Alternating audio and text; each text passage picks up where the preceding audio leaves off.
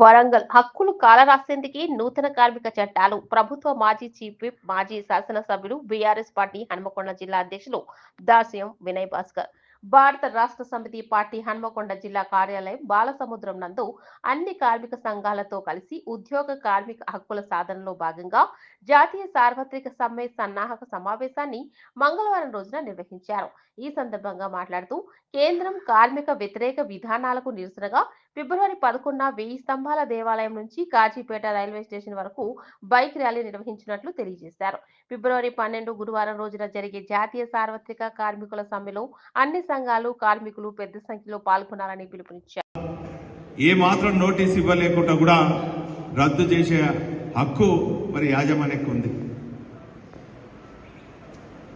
ఈ గ్లోబలైజేషన్ కారణంగా ప్రైవేటైజేషన్ కారణంగా మరి ఈరోజు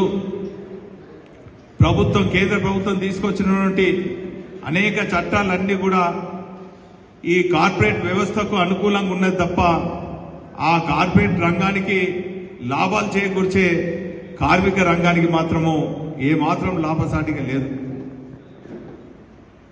ఈ మధ్య కాలంలో మనం చూస్తున్నాం, ప్రత్యేకించి తెలంగాణ రాష్ట్రంలో గతంలో ఇండస్ట్రీస్